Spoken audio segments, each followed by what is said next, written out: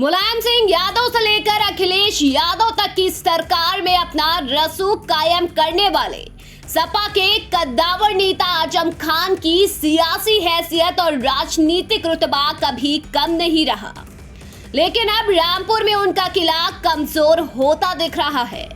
दरअसल hate speech मामले में सजा मिलने के बाद उनकी विधानसभा सदस्यता रद्द कर दी गई थी, जिसके बाद रामपुर उपचुनाव का बिगुल बज चुका है। उपचुनाव को लेकर सियासत भी अपने चरम पर है।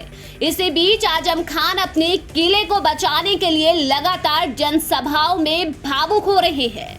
आजम अपने लोगों को इमोशनली एकजुट करने की पूरी कोशिश करते दिख रहे हैं। दरअसल एक बार फिर चुनावी प्रचार मैदान में उतरे आजम जनसभा को संबोधित करते हुए भावुक हो गए और रामपुर की जनता से अपील की कि मैंने जो खून के आंसू रोए हैं उनका बदला चुनाव में लेना है।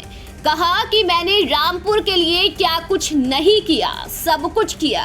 रामपुर की जनता के लिए अस्पताल कॉलेज बनवाया, जिसकी वजह से सरकार मेरी जान की दुश्मन हो गई है। इस बार मेरे साथ धोखा मत करना। मुझसे ज्यादा बदनसीब बाप कोई नहीं है जिसने 27 महीने तक अपने बेटे को खून के आंसू रोते हुए देखा है।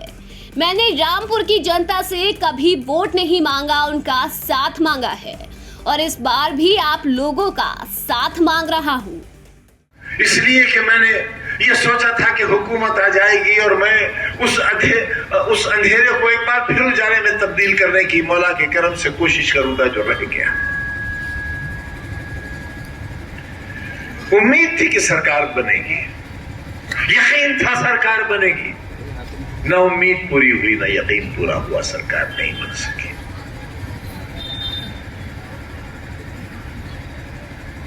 पार्लियामेंट से इस्तीफा दे दिया मैंने, असेंबली का मेंबर हो गया मैं आसमान से जमीन पर आ गया।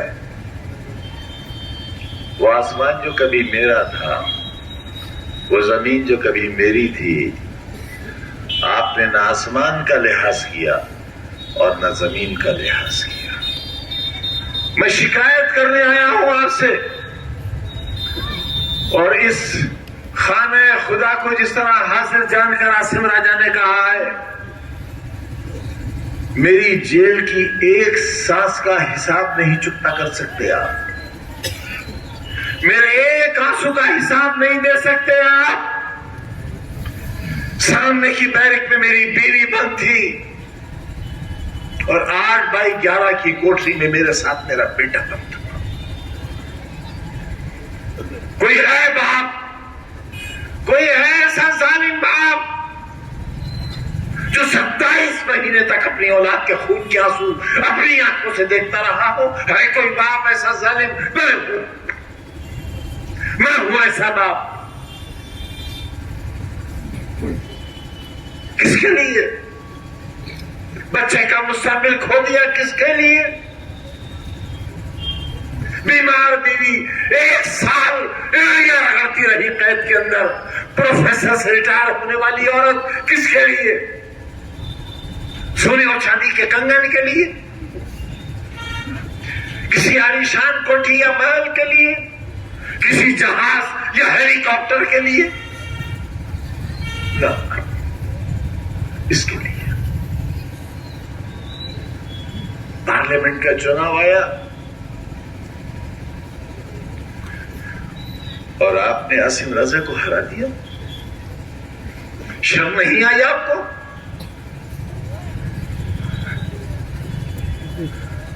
घर से नहीं निकले आप क्योंकि एसी लगा है आपके घर में, कूलर है आपके घर में। गौरतलब है कि रामपुर सदर विधानसभा सीट पर करीब 4 दशक से आजम खान के परिवार का कब्जा रहा है। 10 बार खुद आजम खान इस सीट से विधायक रहे हैं। वहीं उनकी पत्नी तंजीन फातिमा साल 2019 में उनके सांसद बनने के बाद इस सीट से विधायक बनी थी।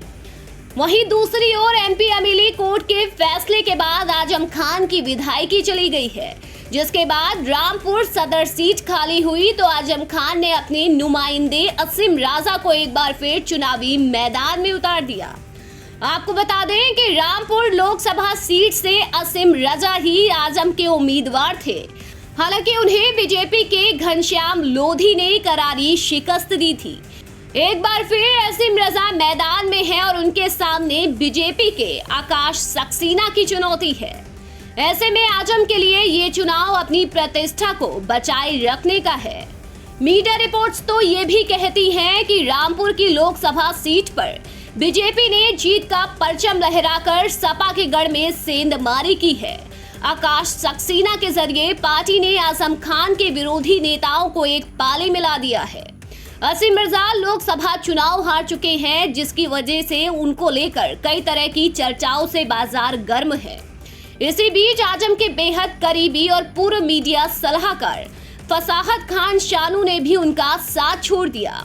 कई करीबियों के साथ छोड़े जाने से आजम खान की बेचैनी और ज्यादा बढ़ गई है।